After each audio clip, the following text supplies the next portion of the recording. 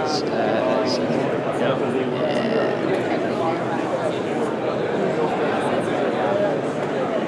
this is Mason Rothman from Project Geo, and today we're at the Caci booth with Tyler. Tyler, tell us a little bit about yourself and the product that you're going to show us today, please.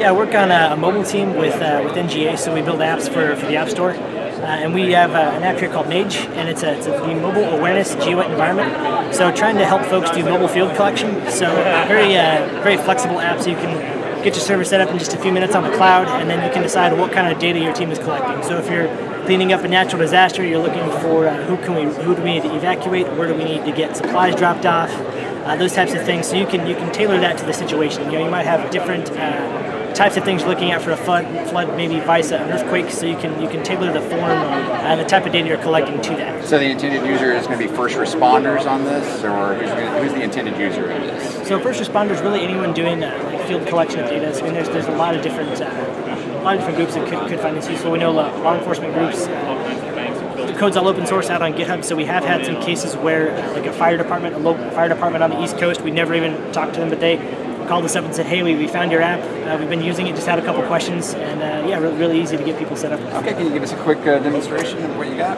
Absolutely, yeah. So the mobile app, it's available for free on iOS and on Android, so you can find that by searching Mage, M-A-G-E-N-G-A. That way you're not getting any withered games, you're getting the Mage app. You will have to have your own server to stand it up, but you can run this thing on AWS for just a couple bucks a month. Oh, really? Pretty That's easy cheap. to get stood up, yeah.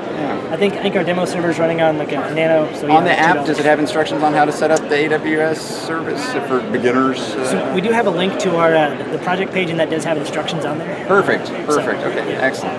Absolutely. So here's the app, the Android one. So a couple things here. We try to make things very easy. So if we ship our app and you need a manual to use it, we've not done our jobs. So on the map here, you can see a couple icons. If we had some more folks running around with the app, you'd see their positions. So everything is saved to the device first. So you get into those locations where a disaster is taking place, you've got no towers. So offline is not a special case for us. So everything is saved to the phone first, and then when you have a good connection, we'll sync up with the server. So you can create observations, and also you can have your location be reported. So this is really handy for times when everyone gets back, everything syncs up with the server, and you usually do this kind of visualization in another tool, a different analysis tool. But we can export to KML, a whole lot of different formats. Sometimes we put GeoServer in front to serve it out to different tools. But you can see, okay, so we have a bunch of folks searching this side of the river. Tomorrow we need to go to the other side. It looks like we got good coverage here from the GPS tracks from the team. But if you do have connectivity with everyone, you can see everyone move around in real time, and you can tune how accurate and how often your positions are reported to save battery on the fly. So if we need to make an observation, so if we just hit the plus button, it grabs our GPS. It makes it right where you're standing, or if you are seeing something that's further away, like maybe you see a bridge washed out up the road, you can long press on the map, and that'll make a new observation. So we're going to go ahead and take a picture of some socks here. We made a little demo test event for Geoint, so we've got some things we're collecting about the event. So we got some socks and some different things we're looking for here. So we got some swag. Also checking out booths. Maybe you got some parties you're hitting up for Geoint, or suspicious individuals. Scooter accidents, those are everywhere this week, so I'm sure we're bound to see one or two of those. That is brilliant, thank you. But then we can save that, and then as soon as that syncs up with the server, right now it's probably going to be a little bit crowded here, but on the map up here will show up with the rest of our observations here. It's not uncommon once you get this stood up for an event, they'll typically have the web view running in some sort of a command center or something like that, where they've got the people keeping an eye on the guys moving around and seeing what observations are coming in and where folks are at, so they can help direct traffic as they're working the event. So. Excellent. So it's on Android and iOS, or yes. Okay, yeah, both native apps. And Mage space NGA, you just search for it. Yep, okay, yeah, so Mage space NGA. Perfect. Well, is there anything else you'd like to show us today, Tyler?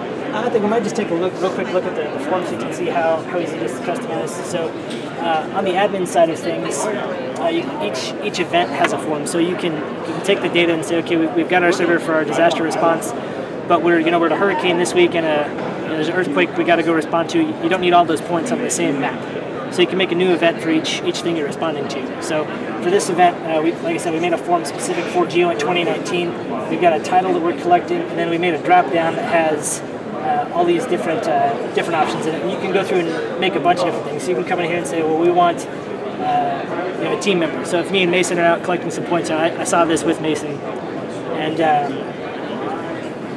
like I said, once the app comes up, this all gets downloaded, and everybody has the same form. Even updates to it can go out on the form.